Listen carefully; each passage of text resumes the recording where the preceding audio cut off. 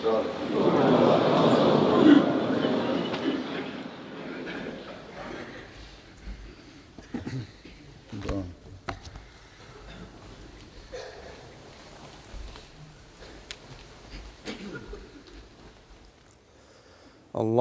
أكبر الله أكبر الله أكبر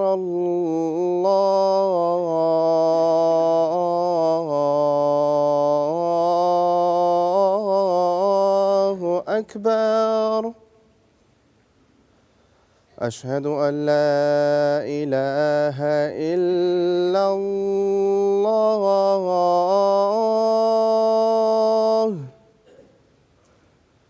أشهد أن لا إله إلا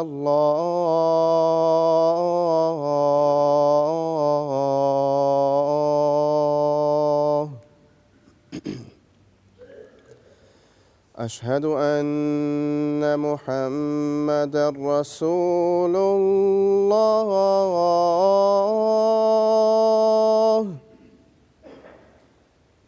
أشهد أن محمدًا رسول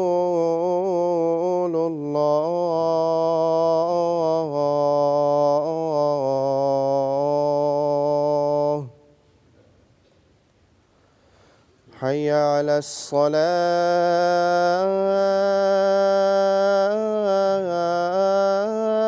الصلاة حي على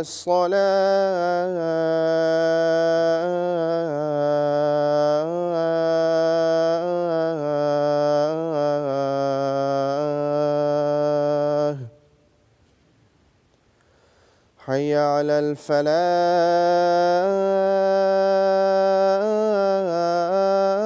الفلاح حي على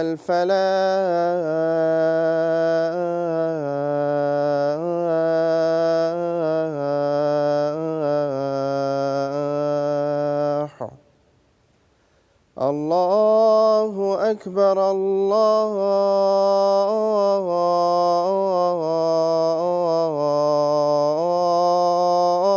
الله أكبر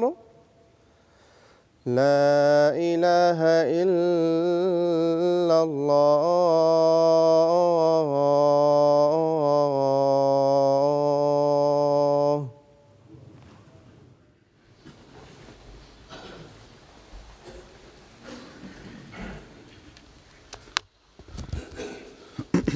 السلام علیکم ورحمۃ اللہ.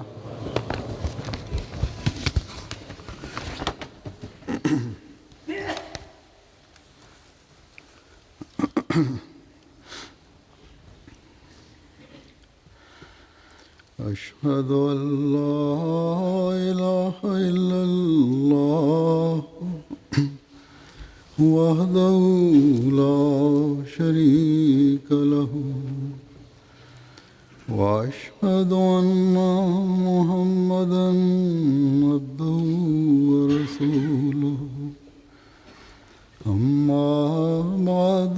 فأعوذ بالله من الشيطان الرجيم بسم الله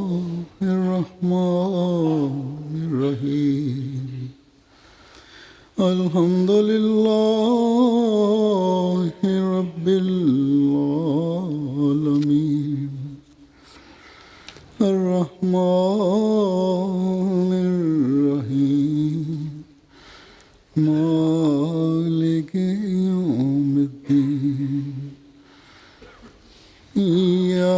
إياك نعبد وإياك نستعين اهدنا الصراط المستقيم صراط الذين أنعمت عليهم غير المغضوب عليهم ولا الضالين.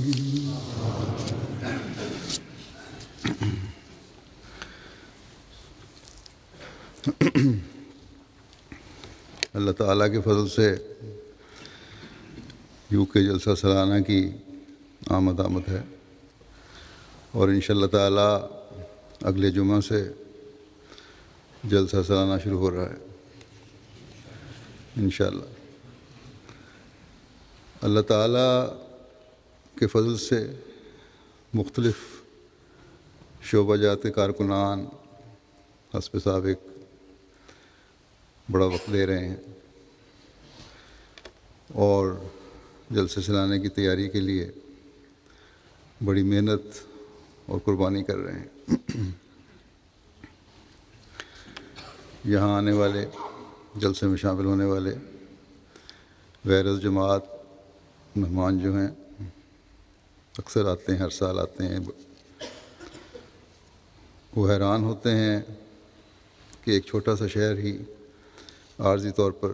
آباد کر دیا جاتا ہے، جس میں تمام سہولتیں موجود ہوتی ہیں، اور یہ کام صرف 10-15 دن میں ہو جاتا ہے۔ بعض غیر سمجھتے ہیں کہ شاید بعض کاموں کی پیشہ ورانہ مہارت رکھنے والوں سے یہ کام لیا جاتا ہے، وہ یہ کام کرتے ہیں اور شاید اس پر کثیر رقم خرچ ہوتی ہوگی، لیکن جب انہیں یہ بتاؤ کہ یہ سب کچھ احمدی والنٹیئرز کرتے ہیں اور ایسے لوگ کرتے ہیں جن کا اپنی عملی زندگی میں ان کاموں سے کوئی تعلق نہیں، تو یہ بات جیسا کہ میں نے کہا ان کے لیے بہت بڑی حیرانی کا باعث بنتی ہے۔ بے شک کچھ خرچ کر کے کچھ کام جو ہے غیروں سے بھی کروایا جاتا ہے، لیکن اللہ تعالیٰ کے فضل سے 70-75% کام ان کارکنوں کے ذریعے انجام پاتا ہے، جن میں بڑی عمر کے مرد بھی ہیں، نوجوان بھی ہیں، بچے بھی ہیں، عورتیں بھی ہیں، اور پھر جلسہ کے دنوں میں بھی اللہ تعالیٰ کے فضل سے یہی کارکن پورے نظام کو، جو جلسے کا نظام ہے، اسے سنبھالتے ہیں اور ایک جوش اور جذبے کے تحت سنبھالتے ہیں، مجبوری نہیں ہوتی، اس لیے سنبھالتے ہیں، اور ہر قسم کا کام بغیر کسی آر کے کر لیتے ہیں کہ حضرت مسیح موعود علیہ السلام کے مہمانوں کی خدمت کی جائے۔ بس یہ بہت بڑا اعزاز ہے ان لوگوں کے لیے جو یہ سب کام کرتے ہیں اور سال ہا سال سے کرتے چلے جا رہے ہیں اور آسن رنگ میں کرتے ہیں۔ حسب روایت جلسے سے ایک ہفتہ پہلے میں کیونکہ کارکنان کو ان کے کام کی اہمیت اور مہمان نوازی کی اہمیت کے بارے میں بتاتا ہوں، اس طرح توجہ دلاتا ہوں، اس لیے آج اس بارے میں کچھ کہوں گا، اس لیے کہ یاد دہانی سے مزید توجہ پیدا ہوتی، اور بعض دفعہ بعض واقعات اور نصیحت نیا جوش اور جذبہ بھی پیدا کر دیتے ہیں۔ یہ خصوصیت بھی اس وقت صرف یو کے جلسے سالانہ کو ہے، اور اس جلسے میں کام کرنے والے کارکنان کے لیے کوئی خصوصیت حاصل ہے کہ خاص طور پر اس موضوع پر مہمانوں کی خدمت کرنے والوں کو حضرت مسیح موعود علیہ السلام کے مہمانوں کی خدمت کی اہمیت کے بارے میں کچھ کہا جاتا ہے۔ یہ اس لیے نہیں کہ یو کے میں کام کرنے والے کارکنان کے جوش و جذبے میں کوئی کمی ہے اور دنیا کے دوسرے ممالک کے کارکنان زیادہ جوش اور جذبے سے کام کرتے ہیں، نہیں، بلکہ اس لیے کہ یو کے جلسے کی اہمیت دنیا کے کسی بھی ملک کے جلسہ سالانہ کی اہمیت سے اس وقت زیادہ ہے. یعنی فی الحال آج گزشتہ 27-28 سال سے یہ اہمیت زیادہ ہے، کیونکہ یہ جلسہ اب عالمی جلسے کی صورت اختیار کر گیا.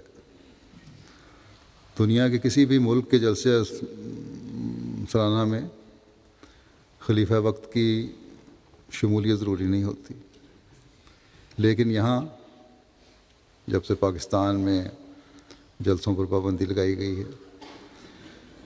اس وجہ سے یہاں جلسے منعقد ہو رہے ہیں. پاکستان میں جلسہ پہ پابندی کی وجہ سے احمدیوں پر، پاکستانی احمدیوں پر زمین تنگ کی جانے کی وجہ سے، خلیفہ وقت کے یہاں آنے اور یو کے کو فی الحال یا لندن فی الحال مرکز بنانے کی وجہ سے، جیسا کہ میں نے کہا گزشتہ تقریباً 28 سال سے یہ شمولیت جلسے سلانے میں ایک لازمی حصہ بن چکی ہے خلیفہ وقت کی. اور اسی وجہ سے دنیا کے کونے کونے سے جلسے میں شمولیت کے لیے احمدی بھی اور غیر جماعتی مہمان آتے ہیں. دنیا کے احمدیوں کے نزدیک اور ہمارے غیر جماعت مہمانوں کے نزدیک یو کے کا جلسہ سالانہ اب صرف یو کے کا جلسہ سالانہ نہیں رہا، بلکہ مرکزی جلسہ سالانہ ہے، جیسا کہ میں نے کہا. اور اس کی وجہ یہی ہے کہ خلیفہ وقت کی یہاں رہائش ہے. بس اس لحاظ سے یہاں کے انتظامات میں یا انتظامات کی وسعت بھی زیادہ ہو چکی ہے، اور یہاں آنے والے مہمانوں کی توقعات بھی کچھ زیادہ ہوتی ہیں. اور اس وجہ سے مجھے بھی اور یہاں کی انتظامیہ کو بھی فکر زیادہ ہوتی ہے کہ مہمانوں کی صحیح طرح مہمان نوازی کی جا سکے، جلسے کے انتظامات ہر لحاظ سے صحیح ہوں، اور اس کے لیے کوشش بھی ہوتی ہے کہ زیادہ سے زیادہ انتظامات میں جس حد تک بہتری کی جا سکتی ہے کی جائے. اسی وجہ سے بعض اوقات بعض دفعہ اخراجات بھی زیادہ ہو جاتے ہیں، اور یو کے جماعت کا بجٹ اس کا متحمل نہیں ہوتا یا نہیں ہو سکتا. گو کہ اکثر حصہ جلسہ سالانہ کے اخراجات کا یو کے جماعت ہی برداشت کرتی ہے، لیکن بہرحال مرکز کو بھی 30-35% حصہ یا بعض دفعہ زیادہ اخراجات میں ڈالنا پڑتا ہے. یہ اخراجات کچھ مرکز کو بھی برداشت کرنے پڑتے ہیں. یہ میں اس لیے بتا رہا ہوں کہ بعض طبائع بعض دفعہ یہ اظہار کر دیتی ہیں کہ یو کے جماعت پر مرکز بہت بوجھ ڈال دیتا ہے. گو کہ یہاں کی جماعت کی اکثریت قربانی کرنے والوں کی ہے، اور جلسے کی برکات کی وجہ سے یہی چاہتی ہے کہ یا چاہے گی، میں امید رکھتا ہوں یہی چاہتے ہوں گے کہ وہی سب خرچ برداشت کریں، لیکن چند بے چینیاں پیدا کرنے والے بے چینی پیدا کرنے کی کوشش کرتے ہیں. اور پھر کیونکہ مرکزی جلسے کی حیثیت ہے جیسا کہ میں نے کہا، اس لیے مرکز بھی اپنا فرض سمجھتا ہے کہ کچھ حصہ اس میں ڈالا جائے. بہرحال میں یہ ذکر کر رہا تھا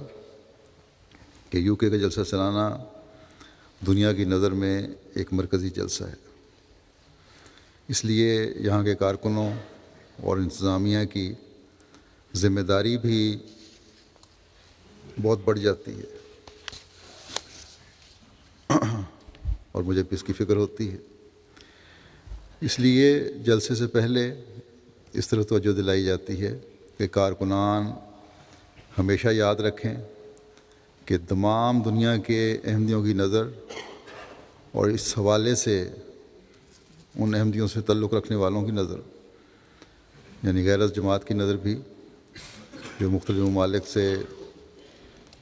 بطور مہمان آئے ہوتے ہیں، بعض کا سرکردہ لیڈر ہوتے ہیں، معززین ہوتے ہیں، ان کی نظر جلسہ کے انتظامات اور کارکنان پر ہوتی ہے۔ اس لیے کارکنان کے رویے، ان کے کام کے طریق، ان کے اخلاق، ان کی مہمان نوازی کے معیار انسانی استعدادوں کے مطابق بہتر سے بہتر ہونے چاہیے، جس کے لیے ہر کارکن کو، مرد کو، عورت کو، بچے کو، جو مختلف ڈیوٹیوں پر مقرر کیے گئے ہیں، اپنی بھرپور کوشش کرنی چاہیے اور ہمیشہ جلسے کے بعد جس طرح خاص طور پر باہر سے آنے والے غیر مہمان یہاں کے کارکنان کی مہمان نوازی کی تعریف کرتے رہے ہیں، اس سال بھی اور ہمیشہ ہی کوشش ہونی چاہیے کہ یہ معیار کبھی گرنے نہ پائیں، بلکہ ہر سال معیار بلند ہونا چاہیے۔ مومن کا قدم پیچھے نہیں ہٹتا بلکہ آگے بڑھتا چلا جاتا ہے، ہمیشہ ترقی کی طرف جانا چاہیے۔ مہمان نوازی کوئی معمولی وصف نہیں ہے یا ایک عمل نہیں ہے، بلکہ ایسی نیکی ہے جس کا قرآن کریم میں بھی ذکر ہے، اور مومنوں کو بھی یہ حکم ہے کہ نیکیوں میں آگے بڑھو۔ ایک مہمان نوازی ہوتی ہے جو عام دنیا دار بھی کرتے ہیں، ہر اچھے اخلاق والا ایسی مہمان نوازی کر رہا ہوتا ہے، اس کی بھی بڑی اہمیت ہوتی ہے اور اللہ کی مخلوق کی خدمت کی وجہ سے لیکن ثواب کا ہی مستحق ہوتا ہوگا ایسا شخص۔ لیکن جب ایک عمل خالصتاً للہ کیا جائے، اپنے ذاتی مہمان نہ ہوں، کوئی عزیز رشتہ دار نہ ہو، کوئی دنیاوی غرض نہ ہو، بلکہ بے نفس ہو کر خدا تعالیٰ کی رضا کے حصول کے لیے مہمان نوازی ہو، تو پھر یقیناً ایسی مہمان نوازی اللہ تعالیٰ کے ہاں دوہرا اجر پانے والی ہوتی ہے۔ جیسا کہ میں نے کہا کہ اللہ تعالیٰ نے قرآن کریم میں بھی مہمان نوازی کی طرف توجہ دلائی ہے۔ حضرت ابراہیم علیہ السلام کے واقعہ ہی بیان ہوا ہے، ان کی مہمان نوازی کی خصوصیت کو بھی اللہ تعالیٰ نے خاص طور پر بیان فرمایا کہ مہمان کے آتے ہی پہلا کام جو انہوں نے کیا وہ یہ تھا کہ ایک پرتکلف کھانا ان کے سامنے چن دیا گیا، جو بھی وہاں کا انتظام تھا اس کے مطابق۔ حضرت صلی اللہ علیہ وسلم کو جب پہلی وحی ہوئی اور آپ کو اس سے خوف پیدا ہوا تو حضرت خدیجہ رضی اللہ عنہا نے آپ کی بات سن کر فوری طور پر اور بے ساختہ آپ کی جن خوبیوں کا ذکر کیا اور کہا کہ ایسی خوبیوں والے کو خدا تعالیٰ کس طرح ضائع کر سکتا ہے یا اس سے کس طرح ناراض ہو سکتا ہے۔ ان میں سے ایک اعلیٰ وصف اور خوبی حضرت خدیجہ رضی اللہ عنہ نے آپ صلی اللہ علیہ وسلم کی مہمان نوازی بتائی تھی۔ بس مہمان نوازی کوئی معمولی بات نہیں ہے، انبیاء کے اوصاف میں سے ایک وصف ہے، اور حضرت مسیح موعود علیہ السلام کو تو خاص طور پر جو کام دیے گئے ہیں ان میں سے ایک اہم کام مہمان نوازی کا بھی ہے۔ فرمایا تھا مہمان آئیں گے تو نہ پریشان ہو رہا ہے نہ تھکنا ہے، بس جماعت بھی مجمع حیث الجماعت اور جماعت کا ہر فرد بھی اس اہم فریضے کی ادائیگی کا ذمہ دار ہے۔ حضرت مسیح موعود علیہ السلام مہمان کی کس طرح عزت افزائی فرمایا کرتے تھے، کس طرح اس کا خیال رکھا کرتے تھے، اس کا اظہار ایک واقعہ سے بخوبی ہو سکتا ہے کہ ایک مرتبہ بیمار تھے، طبیعت بہت ناساز تھی، مہمان آنے کی خبر ہوئی آپ کو تو فوری طور پر باہر تشریف لے آئے اور فرمایا کہ آج میں باہر آنے کے قابل نہ تھا، لیکن مہمان کا کیونکہ حق ہوتا ہے، وہ تکلیف اٹھا کر آتا ہے، اس لیے میں اس حق کو ادا کرنے کے لیے باہر آ گیا ہوں۔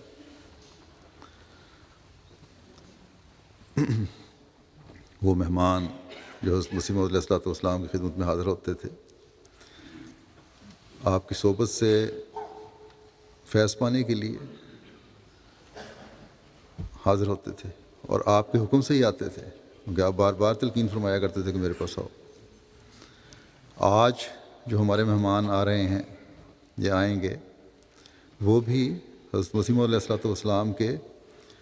حکم سے آپ کے قائم کردہ تربیتی نظام سے فائدہ اٹھانے کے لیے ہی آ رہے ہیں اور آئیں گے، اس جلسے میں شمولیت کے لیے آ رہے ہیں جس کا اجرا حضرت مسیح موعود علیہ السلام نے فرمایا، اور احباب جماعت کو جو وسائل رکھتے ہیں اس میں شامل ہونے کی نصیحت فرمائی۔ بس یہ آنے والے مہمان اس لحاظ سے حضرت مسیح موعود علیہ السلام کے مہمان ہیں، اور ہمارے لیے یہ اعزاز ہے، ہر کارکن کے لیے اعزاز ہے کہ ان مہمانوں کی بھرپور خدمت کریں، انہیں کسی قسم کی تکلیف نہ ہونے دیں، جن توقعات کو لے کر وہ یہاں آتے ہیں انہیں پورا کرنے کی کوشش کریں۔ جلسے پر آنے والے مہمان تو عموماً آتے ہی جلسے کے لیے ہیں اور چند دن کے لیے، اور واپس چلے جاتے ہیں، اور دنیا کے کونے کونے سے آتے ہیں آج کل، جیسا کہ میں نے کہا مرکزی جلسہ ہونے کی حیثیت سے۔ حضرت صلی اللہ علیہ وسلم نے فرمایا کہ اپنے مہمان کا تم اس کو جائز حق دو، اور یہ جائز حق آپ نے فرمایا کہ 3 دن کی مہمان نوازی ہے، چند دنوں کی مہمان نوازی ہے، لیکن آپ صلی اللہ علیہ وسلم کے مہمان نوازی کے اپنے معیار کیا تھے؟ چند دن کی مہمان نوازی نہیں تھی، بلکہ مستقل مہمان نوازی ہوتی تھی۔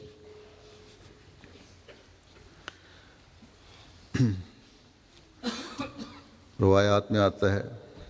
کہ وہ لوگ جو دین سیکھنے کی غرض سے ہر وقت حضرت صلی اللہ علیہ وسلم کے در پر پڑے رہتے تھے، اور حضرت صلی اللہ علیہ وسلم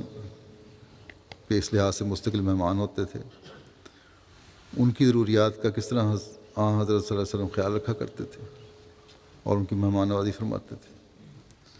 مالک بن ابی عامر کی ایک روایت، لمبی روایت ہے، جس میں وہ بیان کرتے ہیں کہ ایک شخص طلحہ بن عبید اللہ کے پاس گیا اور کہنے لگا کہ اے ابو محمد، تم اس جمانی شخص یعنی ابو ہریرہ رضی اللہ عنہ کو نہیں دیکھتے کہ تم سب سے زیادہ رسول اللہ صلی اللہ علیہ وسلم کی احادیث کو جاننے والا ہے؟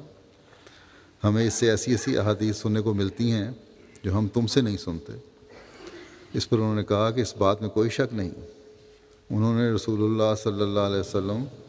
سے وہ باتیں سنی ہیں جو ہم نے نہیں سنی، اور اس کی وجہ یہ ہے کہ وہ مسکین تھے، ان کے پاس کچھ بھی نہیں تھا، اور وہ رسول اللہ صلی اللہ علیہ وسلم کے مہمان بن کر پڑے رہتے تھے۔ ان کا ہاتھ رسول اللہ صلی اللہ علیہ وسلم کے ہاتھ کے ساتھ ہوتا تھا۔ ہم لوگ کئی گھروں والے اور امیر لوگ تھے، اور ہم رسول اللہ کے پاس صلی اللہ علیہ وسلم کے پاس دن میں کبھی صبح کو اور کبھی شام کو جایا کرتے تھے۔ بس یہ لوگ تھے جنہوں نے دین کو دنیا پر اس طرح مقدم کر لیا کہ سب کچھ بھول گئے، اور حضرت صلی اللہ علیہ وسلم کے مستقل مہمان بن گئے۔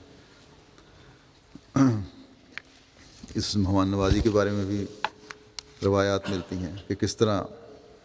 کیا حال ہوتا تھا ان کا. یہ نہیں ہے کہ ان مہمانوں کی بھی کوئی ڈیمانڈ ہوتی تھی، بلکہ وہ تو پڑے ہوئے تھے. مہمان نوازی کا حق حضرت صلی اللہ علیہ وسلم ادا فرمایا کرتے تھے. حضرت ابو ہریرہ کا ذکر آیا ہے، ان کے بارے میں ایک روایت ہے کہ ایک موقع پر کئی دن کے فاقے سے، بھوک کی شدت سے بےتاب تھے. اس موقع پر لمبی روایت ہے، بہرحال حضرت صلی اللہ علیہ وسلم نے ان کی یہ حالت دیکھی، ایک تو گھر تشریف لے گئے. حضرت ابو ہریرہ ساتھ تھے. وہاں گئے، گھر میں ایک دودھ کا پیالہ کہیں سے تحفہ آیا ہوا تھا. تو آپ صلی اللہ علیہ وسلم نے فرمایا حضرت ابو ہریرہ کو کہ جاؤ، جتنے بھی اصحاب صفہ بیٹھے ہیں ان سب کو بلا لو. ان کی بھوک سے بری حالت تھی. کہتے ہیں میں گیا اور ایک دائرے کی صورت میں سب بیٹھ گئے، اور پھر حضرت صلی اللہ علیہ وسلم نے مجھے کہا کہ دائیں طرف سے ان کو یہ دودھ پلانا شروع کرو. یہ خود بیان فرماتے ہیں کہ میری ایسی حالت تھی بھوک کی کہ میں سمجھتا تھا کہ سب سے زیادہ پہلا حق میرا ہے، اور جس طرح میں دودھ دیتا جاتا تھا ہر اگلے شخص کو دودھ دیتے ہوئے میرے دل کی کیفیت ہوتی تھی کہ اب یہ ختم ہو جائے گا اور میں بھوکا رہ جاؤں گا. اتنی بے چینی تھی بھوک کی. لیکن بہرحال حضرت صلی اللہ علیہ وسلم نے، کیونکہ اس کو پہلے ایک دو گھونٹ لیے ہوئے تھے، برکت پڑی ہوئی تھی، دعا تھی، اس برکت سے وہ سب نے دودھ پی لیا. تو یہ تھے مہمان، اور اس طرح مہمان نوازی ہوتی تھی کہ صلی اللہ علیہ وسلم خود اپنا بھی خیال نہیں فرماتے تھے، بلکہ ان لوگوں کا پہلے خیال فرمایا کرتے تھے. بس یہ وہ لوگ تھے جو دین کا علم سیکھنے کی خواہش کی وجہ سے اپنا سب کچھ قربان کر چکے تھے اور مستقل مہمان تھے. آج اس طرح کے مستقل مہمان تو نہیں ہیں ہمارے پاس، لیکن دینی اغراض کے لیے، دین سیکھنے کے لیے آنے والے مہمان ہمارے سپرد ہوئے ہیں. اس لیے ان کی بھرپور مہمان نوازی بھی ہمارا فرض ہے.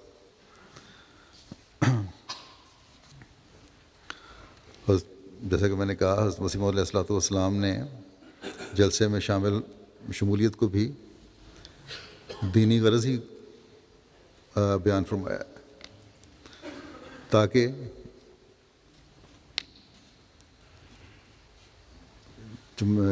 دین سیکھ کر، دین حاصل کر کے یہ حقیقی مومن اور مسلمان بننے والے ہوں. بس یہ مہمان جو ہیں، ان کی خدمت کرنا ہمارا فرض ہے، اور اس لیے فرض ہے علاوہ اللہ تعالیٰ کے حکم کے حضرت صلی اللہ علیہ وسلم کی سنت ہے، اور سنت پر حکم کرنے کا بھی ہمیں اللہ تعالیٰ کا ہی حکم ہے. اس زمانے میں جیسا کہ میں نے کہا، حضرت مسیح موعود علیہ السلام کے سپرد بھی یہ بڑا اہم کام کیا گیا ہے کہ مہمانوں کی مہمان نوازی کرو.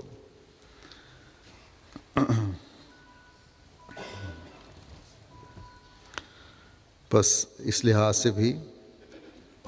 حضرت مسیح موعود علیہ السلام کے کاموں کی سر انجام دہی کے لیے آپ کے ہر طرح سے مددگار بننے کے لیے ہمارا یہ بھی فرض بنتا ہے کہ جو سپرد مہمان نوازی کا ہمارے سپرد، جو کام مہمان نوازی کا ہمارے سپرد کیا گیا ہے، اس کو بھی آسن رنگ میں بجا لائیں. حضرت مسیح موعود علیہ السلام کے زمانے کی مہمان نوازی کے بھی ایک دو واقعات پیش کرتا ہوں. بے شک سنے بھی ہوں، لیکن کوئی نہ کوئی خوبصورت پہلو ہر مرتبہ ان کو پڑھنے کے بعد اور یا سننے کے بعد ایک نیا پہلو ابھر کے سامنے آتا ہے. کارکنان کے لیے بعض واقعات میں سبق بھی ہوتا ہے.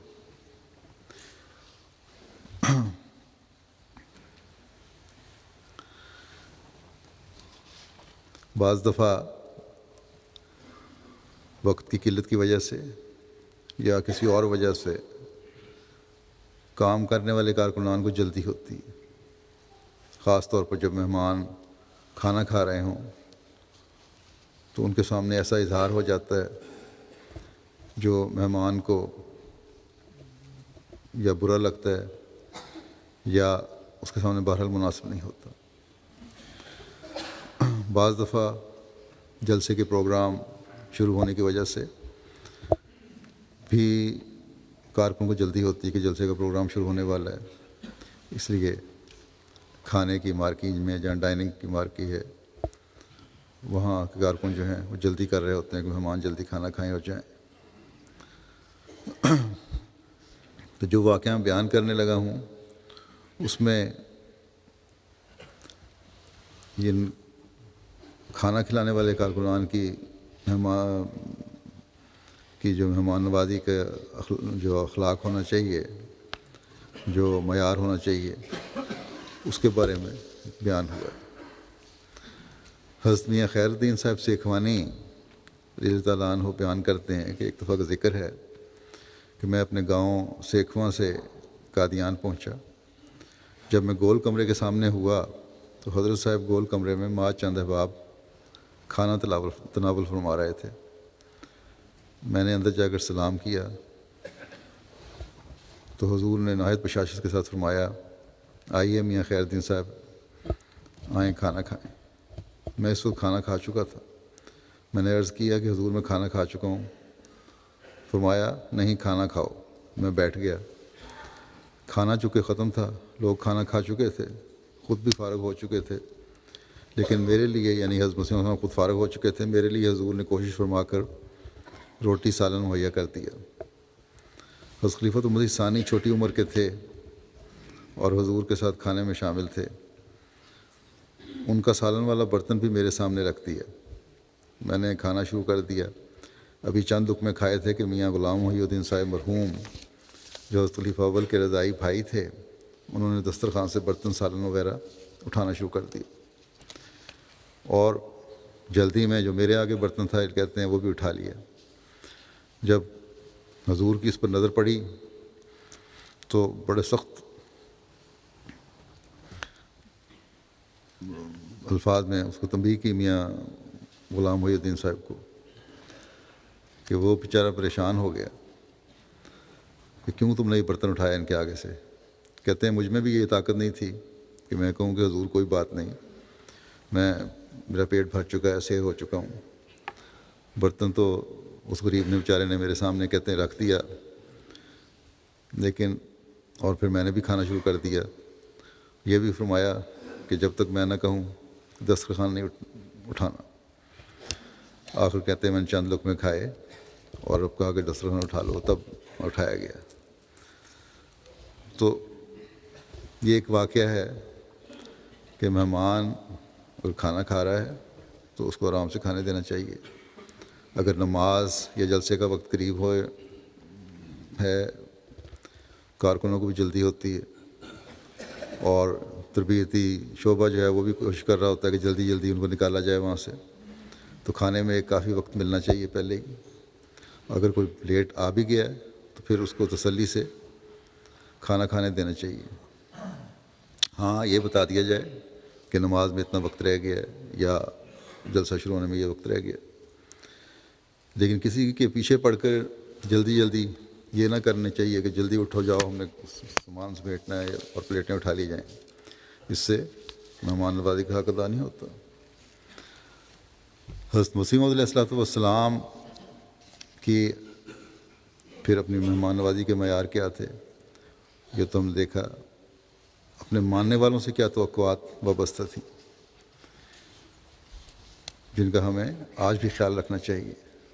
اس کا اظہار آپ کے اس ارشاد سے ہوتا ہے۔ فرمایا میرا ہمیشہ خیال رہتا ہے کہ کسی مہمان کو تکلیف نہ ہو، بلکہ اس کے لیے ہمیشہ تاکید کرتا رہتا ہوں کہ جہاں تک ہو سکے مہمانوں کو آرام دیا جائے۔ مہمان کا دل مثل آئینہ کے نازک ہوتا ہے اور ذرا سی ٹھیس لگنے سے ٹوٹ جاتا ہے۔ اس سے پیشتر میں نے یہ انتظام کیا ہوا تھا کہ خود بھی مہمانوں کے ساتھ کھانا کھاتا تھا، مگر جب سے بیماری نے ترقی کی اور پرہیزی کھانا کھانا پڑا تو پھر وہ التزام نہ رہا۔ ساتھ ہی مہمانوں کی کثرت اس قدر ہو گئی کہ جگہ کافی نہ ہوتی تھی، اس لیے بمجبوری علیحدگی ہوئی۔ ہماری طرف سے ہر ایک کو اجازت ہے کہ اپنی تکلیف کو پیش کر دیا کرے۔ بعض لوگ بیمار ہوتے ہیں، ان کے واسطے الگ کھانے کا انتظام ہو سکتا ہے۔ اس ارشاد میں جن باتوں کی طرف ہم نے توجہ دلائی ہے ان میں سے 2 اہم باتیں ہیں، اور ہر کارکن کو ان باتوں کو اپنے سامنے رکھنا چاہیے۔ صرف کھانا کھلانے والے کارکن نہیں، بلکہ ہر کارکن جس کا جلسے کے انظام کے ساتھ کچھ نہ کچھ تعلق ہے، اس کے لیے اس میں نصیحت ہے۔ پہلی بات یہ فرمائی کہ جہاں تک ہو سکے مہمانوں کو آرام دیا جائے۔ مہمانوں کو آرام دینے کا معاملہ صرف کھانا کھلانے کی حد تک نہیں ہے، اس میں آنے والے مہمان کی رہائش کے بارے میں بھی ہدایت ہے، ٹریفک کنٹرول اور پارکنگ کے بہتر انتظام کی طرف بھی اشارہ ہے، کیونکہ اس سے بھی مہمانوں کو بعض اوقات کوفت اٹھانی پڑتی ہے اور شکایات آتی رہتی ہیں بعض دفعہ کہ بڑی دور سے آنا پڑا، کاروں کی پارکنگ دور تھی، چل کے آنا پڑا، یا وہاں سے جو بس سروس چلائی گئی اس میں باقاعدگی نہیں تھی، یا اتنے لیٹ ہو گئے، اس طرح کی۔ بہرحال اسی طرح غسل خانوں اور ٹوائلٹس کا کافی انتظام ہونا چاہیے، اچھا انتظام ہونا چاہیے، اور صفائی کی طرف توجہ بھی ہونی چاہیے۔ گزشتہ سال کی کمیوں کو سامنے رکھ کر یہ انتظام دیکھ لینا چاہیے۔ ٹکٹ کی چیکنگ کا انتظام ہے یا گزرنے کا انتظام ہے راستوں کا، خاص طور پر جو غیر مہمان آتے ہیں اور معذور افراد کے لیے، تو ایسا انتظام ہو کہ انہیں زیادہ دیر انتظار نہ کرنا پڑے۔ اسی طرح چھوٹے بچوں والی ماؤں کو بھی بہتر انتظام ہونا چاہیے تاکہ جلدی جلدی گزر جائیں، خاص طور پر بارش یا تیز دھوپ میں۔ پھر ایک یہ بات بھی آپ نے اس میں فرمائی ہے جس کا ہر ایک سے تعلق ہے کہ مہمان کا دل مثل آئینہ کے نازک ہوتا ہے، شیشے کی طرح نازک ہوتا ہے دل مہمان کا، بس اس نازک دل کا خیال رکھنا بھی بہت ضروری ہے۔ اگر خیال رکھا جائے، باقاعدہ سہولتیں مہیا کی جائیں، تو عموماً شکوے پیدا نہیں ہوتے۔ لیکن پھر بھی اگر کوئی مہمان اپنی طبیعت کی وجہ سے شکوہ کرتا ہے اور ایسی بات کرتا ہے جو مناسب نہیں، تو کارکنان کا کام ہے کہ صبر اور حوصلے سے اسے برداشت کریں، نہ کہ آگے سے جواب دیں۔ خاص طور پر سیکیورٹی کے کارکن جب ڈسپلن کریں تو پیار محبت سے سمجھائیں۔ ڈسپلن بے شک ضروری ہے، جلسہ کے اندر بھی مار کیے گئے اور باہر بھی۔ اسی طرح سیکیورٹی بڑی ضروری ہے، اور آج کل کے حالات میں تو سیکیورٹی کی طرف خاص توجہ کی ضرورت ہے،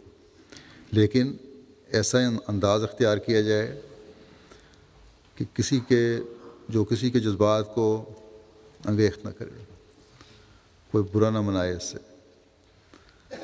اور معاملہ اگر ایسا کوئی سنجیدہ ہو تو اپنے افسران بالا جو ہیں ان تک پہنچایا جائے، بجائے اس کے کہ تو تکار ہو جائے وہاں اور معاملہ بگڑ جائے۔ اور خاص طور پر غیر مہمانوں کے ساتھ، عموماً تو غیر مہمانوں کو پتہ ہی ہوتا ہے اور اچھا رویہ ہوتا ہے، لیکن بعضوں کو نہیں بھی جانتے لوگ، ان کے ساتھ بھی بہت ہی مہذب رویہ ہونا چاہیے، اور اسی صورت میں ہو سکتا ہے جب ہر ایک کے ساتھ مہذب رویہ ہوگا۔ بہت سے لوگ کیونکہ جلسہ دیکھنے ایسے بھی آتے ہیں جو جب آپ کے اخلاق دیکھتے ہیں تو اس کی وجہ سے ہی وہ متاثر ہو جاتے ہیں۔ بس اچھے اخلاق اچھی تبلیغ بھی ہے۔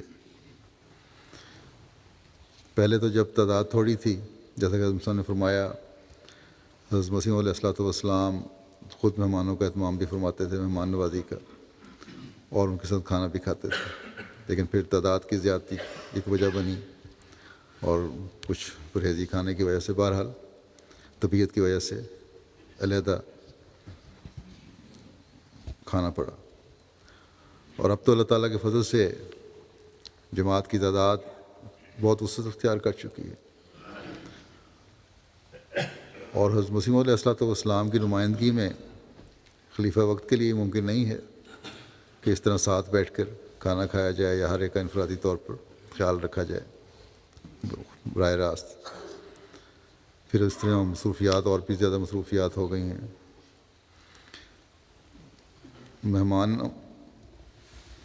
مہمانوں سے ملنا یہ بھی ایک کام ہوتا ہے، دوسرے کام ہیں. اس لیے یہ نظام قائم کیا گیا ہے کہ ہر شعبہ جو ہے وہ مہمانوں کی لیے زیادہ سے زیادہ سہولت پیدا کرنے کی کوشش کرے اور اپنی ذمہ داری کو پورے احساس سے ادا کرے. خلیفہ وقت کا کارکنان پر اعتماد ہوتا ہے اور اس اعتماد پر ہر کارکن کو پورا اترنے کی کوشش کرنی چاہیے. یہ اعتماد ہوتا ہے کہ مہمانوں کے حق کو اچھی طرح ادا کر رہے ہوں گے. بس ہر کارکن اپنے اعلیٰ اخلاق کے نمونے دکھانے کی کوشش کرے اور اس کی بہت زیادہ ضرورت ہے. آنے والوں کو بہرحال یہ احساس ہوتا ہے کہ یہ لوگ خلیفہ وقت کے قریب رہنے والے ہیں، اس لیے ان کے ہر قسم کے معیار اونچے ہوں گے اور ہونے چاہیے. عبادتوں کے معیار بھی، نیکی کے معیار بھی، اعلیٰ اخلاق کے معیار بھی. بس ہر کارکن یہ خیال رکھے کہ صرف اپنی ڈیوٹی ادا کرنا ہی اس کا فرض نہیں ہے، بلکہ نمازوں اور عبادت کی طرف توجہ اور باقاعدگی بھی انتہائی اہم ہے ان دنوں میں، خاص طور پر عموماً تو ہے ہی، اور اس کا خاص طور اہتمام ہونا چاہیے. اسی طرح دوسری نیکیوں کی طرف بھی توجہ ہو، اعلیٰ اخلاق ہوں. یہ تو ایک مستقل پہلو ہے اور ہونا چاہیے ایک عہدیدار کا، جماعت کے کام کرنے والے کا. لیکن جلسے کے دنوں میں مزید نکھر کر اس کو سامنے آنا چاہیے. جب میں نصیحت کر رہا ہوں تو ربا کے جلسوں کی تصویر بھی سامنے گھوم جاتی ہے، جب وہاں یہ جلسے ہوتے تھے اور اس طرح نصیحت کی جاتی تھی ایک تو جمعہ پہلے خلیفہ وقت کی طرف سے. اور ربا کے رہنے والا ہر احمدی، چاہے وہ خدمت کے لیے اپنے نام پیش کیا یا نہیں کیا،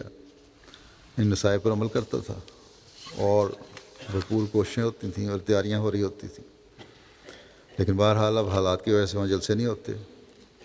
ان احمدیوں کو، ربا کے احمدیوں کو اور پاکستان کے احمدیوں کو بھی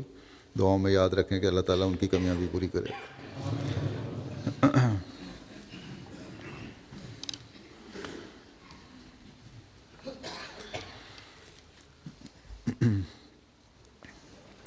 جیسا کہ میں نے کہا کہ اس میں کوئی شک نہیں کہ انگلستان کی جماعت ہر سال جلسے پر مہمان نوازی کا حق ادا کرنے کی کوشش کرتی ہے. ہر کارکن اس کا حق ادا کرنے کی کوشش کرتا ہے. ایک وقت تھا جب کہا جاتا تھا کہ یو کے کی جماعت کو جلسہ سالانہ کے انتظامات سنبھالنے کی طاقت اور استطاعت نہیں ہے، اور مرکز سے حضرت خلیفۃ مسیح رابع رحمہ اللہ تعالیٰ کی ہجرت کے شروع چند سالوں تک اس نظام کو چلانے کے لیے مدد لی جاتی تھی. وہاں سے بعض عہدیداران، افسران آتے تھے جو مدد کرتے تھے آپ لوگوں کی. لیکن اب اللہ تعالیٰ کے فضل سے افسران بھی اور کارکنان بھی تربیت یافتہ ہیں اور آسن رنگ میں کام سر انجام دینے والے ہیں. اس لحاظ سے یہ جو کمی تھی وہ تو پوری ہو چکی ہے. لیکن اس کمی کی وجہ سے مزید اس کمی کی دوری کی وجہ سے اور بہتری کی وجہ سے اور مہارت حاصل کرنے کی وجہ سے مزید عاجزی پیدا ہونی چاہیے ہر کارکن میں اور ہر عہدیدار میں. بس اس کی طرف ہمیشہ توجہ رکھیں. اللہ کے فضل سے افسر صاحب جلسہ سالانہ کی طرف سے جو انتظامات کی رپورٹ آتی ہے روزانہ، اس سے پتہ لگتا ہے کہ بڑی گہرائی میں جا کر ماشاءاللہ ہر چیز کا خیال رکھنے کی کوشش کی جا رہی ہے اور کام ہو رہا ہے. اللہ تعالیٰ سب کارکنوں کو توفیق عطا فرمائے کہ وہ آسن رنگ میں اپنی ڈیوٹیاں ادا کرنے والے ہوں، مرد بھی، عورتیں بھی، بچے بھی. ایک بات آج یہاں یہ بھی میں کہنا چاہتا ہوں، جیسا کہ میں نے کہا کہ سیکیورٹی کی طرف آج کل حالات کی وجہ سے زیادہ توجہ دی جاتی ہے، اور یہ انتہائی اہم چیز ہے، اس میں کسی قسم کی کمی نہیں ہو سکتی، نہ کمپرومائز ہو سکتا ہے، نہ ہونا چاہیے، لیکن ساتھ ہی دوسرے کے جذبات کا خیال بھی رکھنا ضروری ہے جلسے میں شامل ہونے کے لیے آتا ہے۔ کارکنوں کو بہرحال جو سیکیورٹی کارکن ہیں قانون تو ہاتھ میں نہیں لینا، حکمت سے جب کوئی ایسا معاملہ ہو تو اس کو سنبھالنا ہے۔ اس ضمن میں ان احمدیوں کو جو اپنے ساتھ مہمان لاتے ہیں یا لانا چاہتے ہیں یا انتظام کرواتے ہیں، یہ کہنا چاہتا ہوں کہ جن مہمانوں کو لانا ہے ان کے بارے میں پہلے بتا دینا چاہیے اور انتظامیہ سے معاملات طے کر لینے چاہیے، تاکہ بعد میں نہ مہمان لانے والے احمدیوں کو شکوہ ہو کہ سیکیورٹی چیک بہت زیادہ ہو گیا، شامل نہیں ہونے سے روکا گیا، یا بلا وجہ دیر لگائی گئی، یا بعض وجوہات کی وجہ سے انکار کر دیا گیا، اور نہ ہی اب ایسی صورت ہو تو آنے والا جو مہمان ہے اس کے لیے بھی پریشانی اور امبیرسمنٹ کا باعث بن جاتی ہے یہ چیز۔ تو بس اس بات کا خیال رکھیں، کیونکہ جس کو نہیں جانتے ان کے لیے بہرحال ضرور سے زیادہ تفتیش بھی کرنی پڑتی ہے پھر، اس لیے پہلے ہی سے انتظامات مکمل ہونے چاہیے جس کو بھی لانا ہو ساتھ، اور وہ بھی اس صورت میں جب یہاں انتظام باقاعدہ ہو، اور یہ جو بھی پروسیس ہے اس میں سے پہلے گزرنا چاہیے ہر احمدی کو۔ یہ ہدایت گو کے کارکنان کے لیے نہیں ہے، لیکن یہ ایسی تھی کہ ان ہدایات کے ساتھ دینا ضروری تھی، اس لیے کہ یہ کام بہت پہلے ہو جانا چاہیے۔ اب ایک ہفتہ ہے، اگر کسی نے کسی مہمان کو لانا ہے تو اس کا پہلے انتظام کر لیں، کیونکہ بعد میں پھر مجھے بعض خطوط بھی آتے ہیں، اور اگر انتظامیہ کسی وجہ سے انکار کرتی ہے تو پھر انتظامیہ کی مجبوری کو بھی سمجھنا چاہیے لوگوں کو، اور شکوہ نہیں کرنا چاہیے، اور انتظامیہ کو بھی ایسے معاملات کو بڑی حکمت سے حل کرنے کی کوشش کرنی چاہیے تاکہ کسی کو شکوہ پیدا نہ ہو، اور یہی اعلیٰ اخلاق ہیں جن کو ہمیں دکھانا چاہیے۔ نیز یہ بھی کھول کر بتانا چاہتا ہوں کہ غیر مہمانوں کو لانے والے احمدیوں کو اس بات کا خیال رکھنا چاہیے کہ دنیا کے عمومی حالات بھی، اور خاص طور پر جماعت کے بارے میں بعض طبقے کی جو سوچ ہے اور جو حالات ہیں، شرارتی عنصر جو ہے بڑا ایکٹیو ہوا ہے، نقصان پہنچانے کی بعض کوشش ہوتی ہے، اس لیے غیر مہمانوں کو لانے والے بھی صرف ابتدائی اور سرسری واقفیت کی بنا پر ان کو مہمان نہ بنا لیا کریں، اس بارے میں بھولے پن کا مظاہرہ نہ کریں، بلکہ ہر طرح سے تسلی کے بعد اور پرانے تعلقات والے جو ہیں ان کو ہی اگر مہمان لانا ہو تو لے کر آئیں، اور وہ بھی جیسا کہ میں نے کہا کہ انتظامیہ سے پہلے رابطہ کر کے اور تمام معاملات طے کر کے۔ آخر میں پھر اس بات کی طرف توجہ دلا دوں کہ مہمانوں کی، اور خاص طور پر حضرت مسیح موعود علیہ الصلوۃ والسلام کی مہمانوں کی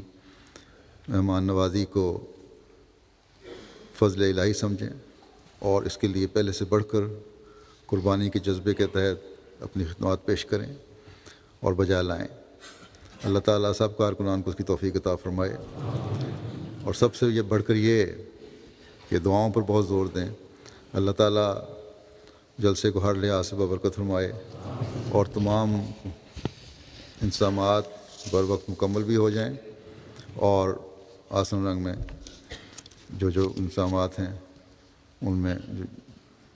وہ کارکنان جو ہیں ان کو سر انجام دینے والے بھی ہوں۔